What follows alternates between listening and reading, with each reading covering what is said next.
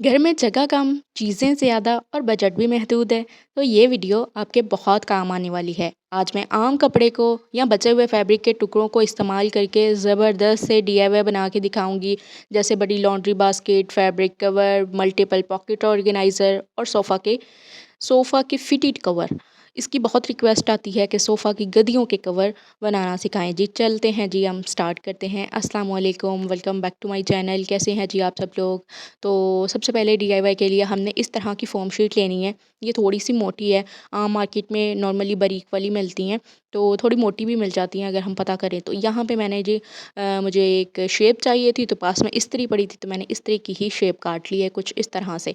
हमने यहाँ पे सिर्फ फ़ोम का एक छोटा सा ही पीस लिया है और इसी नाप का हम अब कपड़ा भी काट लेंगे। कोई भी कपड़ा नया पुराना है आप उसका यूज़ कर सकते हैं। ये मेरे पास ब्लू कलर के पीसेस कुछ अवेलेबल थे, तो मैंने इनका ही यूज़ किया। यहाँ पे ये क्विल्टेड कवर, जो क्विल्टेड पीस एक रेडी हो चुका है। अब यहाँ पे मैंने एक अदद साइड का फैब्रिक लिया। ये मेरी कमीज़ से निकला हुआ फैब्रिक है, इसको मैंने बुकरम लगा दिया है। थोड़ा ये थिक हो गया है, तो बस हम क्या करेंगे जी, अब क्विल्टेड पीस को ऊपर रखेंगे, मतलब ऊपर वाली साइड रखेंगे, और ये जो उल्टी साइड है इस पीस की फैब्रिक की बाहर नज़र आनी चाहिए। इस तरह से हमने जी यहाँ पे इसको सिलाई मशीन की हेल्प से जोड़ लेना है। पिनों की मदद से आप इसको पहले सेट कर लें और बाद में आप इसको सिलाई कर सकते हैं। अच्छा, यहाँ पर आपने ये जो हमने नीचे इस्त्री की शेप का कपड़ा काटा है, इस तरह के आपके पास 2 पीसेस होने चाहिए, और ये जो लंबा हम कपड़ा लगा रहे हैं इस तरह के आपके पास भी 2 पीसेस होने चाहिए। बस बेस का कपड़ा और साइड का कपड़ा 2-2 पीस काट लीजिएगा पहले ही, क्योंकि बाद में फिर हम जब जोड़ लेंगे तो सही नाप से कटेगा नहीं। अब हम इसको सिलाई करके लाते हैं। तो ये सिलाई हो चुका है कुछ इस तरह से। अब हमने जी एक पीस और सेम इसी तरीके से तैयार कर लिया है। बस ना इसको हमने बुकरम लगाई है, ना इसको फ़ोम शीट लगाई है। इसको हमने कपड़े को उल्टा करके अंदर की साइड पे रखना है। सीधी साइड को सीधी से मिलाना है और बाहर की साइड पे उल्टा ही नज़र आना चाहिए। तो यहाँ पर हम इसको अब सिलाई लगाएंगे। मैं इस यहाँ पे 1 इंच का या बस 1 इंच का तो मार्जिन लाजमी रखिएगा, और थोड़ा सा गैप छोड़ते हुए हम इसको सीधा कर लेंगे। सीधा करने पे जो ऊपर कपड़ा था वो हमने अंदर की साइड कर दिया है, यानी लाइनिंग बन गई। और यहाँ पर हमने आधा इंच का फासला छोड़ते हुए टॉप स्टिच लगा देना है। तो यहाँ पे देखें जी, हमारी इस्त्री का कवर बन के यहाँ पे तैयार हो चुका है। अभी रिसेंटली मुझे कमेंट आया था कि इस्त्री का कोई आसान सा कवर, तो आसान इससे कोई भी नहीं है। आप यही बना लीजिएगा। ऊपर एक फ्लैप वाला भी होता है जिसमें ज़िप लगी होती है, उसको हम क्या कहते हैं, बंद कर सकते हैं। तो ये आसान है। इसमें हमने इलास्टिक डालनी है, तो ये थोड़े चुनट पड़ जाएंगे जो कि बिल्कुल इस्त्री के साथ जुड़ जाएंगे। अच्छा, मैंने यहाँ पे एक अदद हैंडल भी बना लिया था, ताकि हम जब तार को इकट्ठा करके साइड पे रखेंगे तो ये फिर तार के ये जो स्ट्रैप है ना, इसके अंदर ही वो फिक्स हो जाएगी, मतलब अंदर ही रहेगी।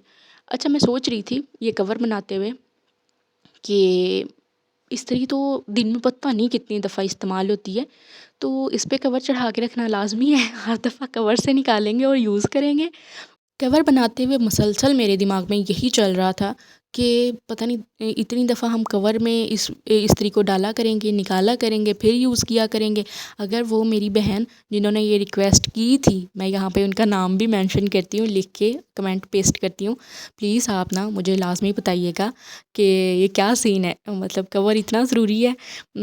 बाकी हम लोग कभी कभी चीज़ें पहली बार भी बना रहे होते हैं, आइडियाज़ तो होते हैं हमारे पास, लेकिन जब जब आपकी रिक्वेस्ट आती है ना, तो हम फ़ौरन फिर बनाने पे लग जाते हैं।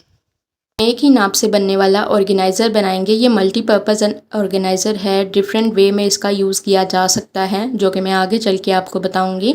इसके लिए जो चीज़ें रिक्वायर्ड हैं सवाए कपड़े के हमें और कुछ नहीं चाहिए।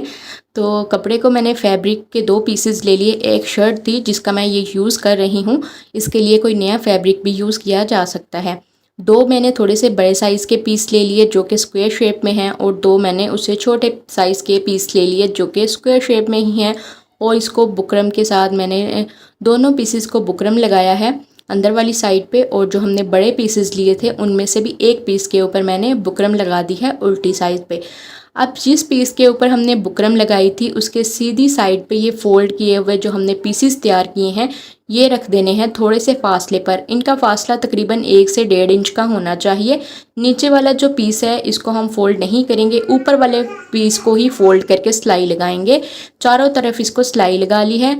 अब जो है ना इसका दरमियान करेंगे। दरमियान करने के बाद हम दरमियान में भी सिलाई लगा लेंगे, नीचे वाले पीस के दरमियान में भी और ऊपर वाले पीस के भी दरमियान में। इस तरह से हमने सिलाई लगा लेनी है। इससे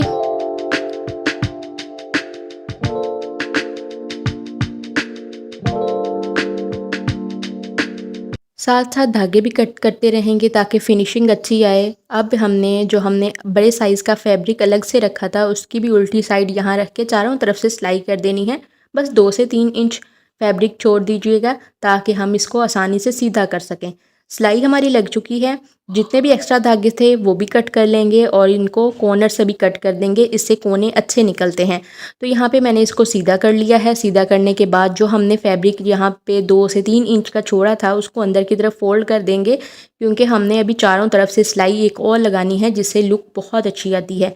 तो ये बहुत अच्छा सा हमारा एक ऑर्गेनाइज़र बन गया है। अगर आपके पास ड्रेसिंग प्रॉपर एरिया नहीं है, मतलब ड्रेसिंग का सेटअप नहीं है, अपनी चीज़ें ऑर्गेनाइज़ करके रखने की जगह नहीं है कोई ख़ास करके रेंटल घरों में चीज़ें रखने की स्पेस कम होती है। अगर कोई मेकअप की चीज़ अलमारी में भी रखते हैं तो आगे पीछे हो जाती है। इस तरह का ऑर्गेनाइज़र बना के आप अलमारी के अंदर वाली साइड पे भी हैंग कर सकते हैं, चाहे तो ड्रेसिंग एरिया के साथ भी हैंग कर सकते हैं। अपनी ज़रूरत की तमाम चीज़ें जैसे मेकअप ब्रशेज़ हो। This handmade pocket organizer is perfect for your sofa. It is great for organizing your wardrobe too. And it keeps your dressing table perfectly clutter-free. अक्सर ही मुझे सोफ़ा की गद्दियों के कवर की रिक्वेस्ट आ जाती है, क्योंकि सोफ़ा की जो फिटेड गद्दियाँ होती हैं वो उतर नहीं सकती, बहुत ज़्यादा मैली हो जाती हैं। तो आपको चाहिए कि ऊपर कवर बना के चढ़ाएँ, क्योंकि मार्केट में as it is fitted cover तो शायद आपकी गद्दियों के नाप के ना मिलें, लेकिन आपको ख़ुद से ही बनाने पड़ेंगे। तो उसके लिए आप ये तरीका फ़ॉलो कर सकते हैं। सेम आपकी गद्दियाँ बड़े साइज़ की हैं, छोटे साइज़ की, जिस भी साइज़ की हैं, यही तरीका काम आने वाला है आपके। और ये बहुत आसान है। हमने एक ही दफ़ा में ये बनाना है और बार बार इस्तेमाल करते रहना है। मेरे पास सोफ़ा नहीं है तो मैं तो सिर्फ़ ये वाली, मेरे पास सीट थी अवेलेबल, तो मैं इस सीट का ही आपको फिटेड कवर बना के दिखाऊंगी। आप सेम तरीके से अपनी सोफ़ा की गद्दियों का कवर बना लीजिएगा, तैयार करें। अब साइज़ आपकी सीट का कोई भी हो, गोल हो, लंबा हो या इसी तरह स्क्वायर शेप में हो, आपने करना यही है। एक स्क्वायर शेप का या जिस भी तरह का आपने कपड़ा लेना है, एक ही साइज़ का, मतलब लंबाई और चौड़ाई में सेम होना चाहिए। जितना मुझे कपड़ा रिक्वायर्ड था मैंने यहाँ पे बिछा लिया। अब जो कॉर्नर्स थे ना इस सीट के, वहाँ पे मैंने डॉट लगा लिए। डॉट लगाने के बाद मैंने यहाँ से सीधी लाइन खींच लेनी है और दूसरे कोने से मैंने दूसरी तरफ सीधी लाइन खींच देनी है। इससे मेरे पास यहाँ पे बॉक्स बन गए हैं। बॉक्स बनने के बाद मैंने एक बॉक्स को काट लेना है। उस बॉक्स को मैंने तीनों कॉर्नर्स पे रख के काट देना है, जिससे ये कॉर्नर कट जाएंगे और इन कोनों को पकड़ के ही मैं सीधी सिलाई कर दूंगी। अब आपके पास अगर बेडशीट के लिए मैट्रेस का नाप लेना चाह रहे हैं, अगर फिटेड बेडशीट बना रहे हैं, तब भी इसी अंदाज़ के साथ आप बना सकते हैं। अगर आप ज़्यादा एक्सपर्ट नहीं हैं, क्योंकि बहुत सारे लोगों के फिटेड बेडशीट की वीडियो के बाद कमेंट आए थे कि हमें अभी भी समझ नहीं आई, हमें नहीं नॉलेज कि हम किस तरह सिलाई करें, लेकिन तरीका हमें बहुत पसंद आया है। तो सेम ही तरीका है, बस नाप कर लिया, कोने सिलाई कर लिए, इसके बाद नेफ़ा बना लिया। नेफ़े में थोड़ी जगह रख के इलास्टिक डाल दिया, बरीक वाली इलास्टिक डाल के फिर जी मैंने बस जी इसके ऊपर सीट के ऊपर चढ़ा दिया है। अब आपके सामने ही है। अगर आप कोनों को नेफ़ा बनाने से पहले एक दफ़ा सीट के ऊपर चढ़ा के देख लेंगे, बिल्कुल सेट आएगा। ये जो नाप मैंने तरीका बताया है ना, ये इस तरीके को ही अगर आप सेम टू सेम फॉलो करेंगे तो मैं कहती हूँ हो ही नहीं सकता कि आप गलत बनाएं। तो नेफ़ा बनाने के बाद इसमें इलास्टिक डाला, इलास्टिक डाल के ये हमारा फिटेड कवर तैयार हो गया, जिसको सीट के ऊपर चढ़ा लेंगे। तो ये एक नई लुक आ गई है, जिससे मैं तो तंग आई पड़ी थी इस बनारसी कपड़े को देख के। एक तो ये मैला बहुत हो गया था, देखने वाले को भी बुरा लग रहा था, मुझे ख़ुद को इतना बुरा लग रहा था। तो बस ये इसके लिए मेरे पास ये जर्सी का एक फ़ैब्रिक था जिसका मैंने यूज़ किया। ये बिल्कुल नया ही फ़ैब्रिक है, इसके लिए कोई सा भी नया पीस यूज़ किया जा सकता है। तो आप सेम टू सेम बेडशीट के लिए भी यही प्रोसेस कर सकते हैं। जिनको नहीं बेडशीट बनानी आती तो वो इसी तरीके के साथ अपने मैट्रेस को चादर के ऊपर रख के कोनों पे निशान लगा के बना सकते हैं। लॉन्ड्री बास्केट ये काफ़ी स्पेशियस है, इसमें खूब सारे कपड़े आ सकते हैं और भी काफ़ी सारी चीज़ें आप इसमें डाल सकते हैं। इसको बनाने के लिए हमें एक कपड़ा चाहिए, कोई भी पुराना सा स्कार्फ, दुपट्टा, चादर कुछ भी आप ले सकते हैं। इसके अलावा आटे का थैला यानी बोरी, चावल की बोरी भी हो सकती है, आटे वाली बोरी भी हो सकती है, कुछ भी आपको अवेलेबल हो। एक छोटे साइज़ की बोरी लेके मैंने नीचे की बेस कट की है, जिसके लिए मैंने एक प्लेट का नाप लिया है और इस तरह के 2 पीसेस मैंने कपड़े के ले लिए, 2 पीसेस मैंने वो बोरी के ले लिए। उनको इक्वल साइज़ में कट कर लिया और पिनों से अच्छे से सेट कर लेंगे। अगर आप अलहदा से बोरी ले रहे हैं छोटी सी, उसके ऊपर कपड़ा रख के आप पहले गोल निशान लगा के सिलाई भी लगा सकते हैं। इससे ज़्यादा इजी रहता है, धागे वगैरह नहीं निकलते हैं और बाद में फिर आप इसको कट कर सकते हैं। नीचे की बेस हमारी तैयार हो चुकी है। एक मैंने चुटकी लगा के और फिर मैंने इसको इस तरह से नाप कर लिया है, जो कि है 31 इंचेस। हमने 1 इंच बढ़ा के रखना है। तो अब इसका हम बाकी का पार्ट बनाते हैं, जिसके लिए मैंने एक बड़े साइज़ की बोरी ली है, उसको काट के सीधा कर लिया और इसकी मैंने जो रखनी है चौड़ाई वो 32 इंच रखनी है। 1 इंच हम सिलाई में चला जाएगा और बाकी का 31 हमारे पास तैयार हो जाएगा। 2 तरह का फैब्रिक यूज़ किया, दरमियान में बोरी रखी, ऊपर नीचे फैब्रिक यूज़ किया है और फैब्रिक कोई भी पुराना सा हो सकता है। इसको पिनों से सेट करने के बाद मैंने सिलाई लगा दी है अच्छे से, चारों साइड पे सिलाई लगा के दरमियान में भी सीधी सिलाइयाँ लगा दी। लगाने के बाद हम इसको एक फ़ोल्ड करके फिर से सिलाई लगा देंगे और जो नीचे वाली बेस है उसको आप या तो उल्टी वाली साइड से जोड़ सकते हैं, नहीं तो सीधी साइड पे भी आप इसको जोड़ सकते हैं। सीधी साइड पे जोड़ेंगे तो थोड़ी डबल मेहनत लगती है, बाद में पाइपिंग वगैरह भी करनी पड़ती है। अगर आप जिस तरह पहले उल्टा था, उल्टी साइड पे अगर बेस जोड़ के फिर सीधा करेंगे तो आपको दोबारा से पाइपिंग वगैरह नहीं करनी पड़ेगी। तो इस तरह से हमने इस बेस को जोड़ लिया है। आप पिन्ने वगैरह लगा के पहले सेट भी कर सकते हैं या मोटे मोटे कोई भी सुई धागे के साथ टांके लगा के इसको सेट कर दें। अगर आप ज़्यादा सिलाई नहीं जानते तो इस तरह से मैंने बाद में भी पाइपिंग कर दी थी, इससे ये ज़रा ज़्यादा मजबूत हो जाएगी बेस इसकी। जिस तरह से मर्ज़ी इसमें कपड़े, खिलौने, बच्चों के कुछ भी डालेंगे तो ये फटेगी नहीं। अब ये देखें, ऊपर से मैंने ज़्यादा लंबाई, पूरी मैंने लंबाई रख ली थी, जो रफ़ पार्ट था बस मैंने इसी बोरी का वही कट किया था।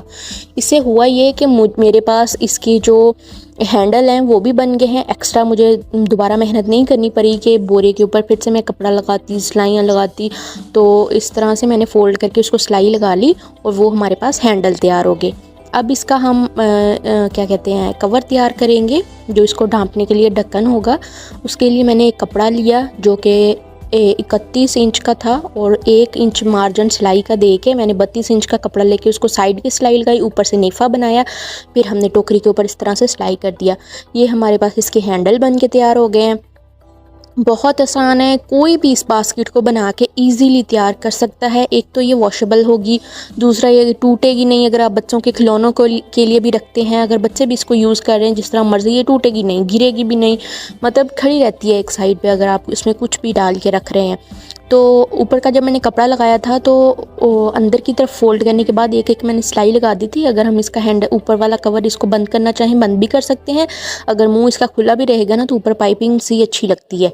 तो नेफा जो था उसके अंदर मैंने डोरी डाल दी और बस इसमें आप अपने कपड़े वगैरह डाल के रखें। एक तो ज़ीरो कॉस्ट में बन गई। अगर आप बाज़ार में लेने जाएँ ना बास्केट तो 1500-1200 की रेंज में मिलती है और प्लास्टिक की होती है और टूट भी जाती हैं जल्दी और धूप में रहने से उनका रंग भी उड़ जाता है। अगर किसी का लॉन्ड्री एरिया खुला है, अब जैसे मानसून का सीज़न है, मशीन में कपड़े रखने से बारिश का पानी भी अंदर चला जाता है, तो इस तरह की बास्केट बना लें आप और उसमें कपड़े रखते जाएं। अगर आप डेली भी वॉश नहीं करते, क्योंकि कपड़े का ऐसा काम है कि जो हम डेली नहीं कर सकते, 2-3 दिन के बाद या वीकली भी होता है सब घरों में, तो इस तरह की बास्केट बना के उसमें कपड़े डालते जाएं। जब भी धोने हों तो आप निकालें और वो इनको वॉश कर लें।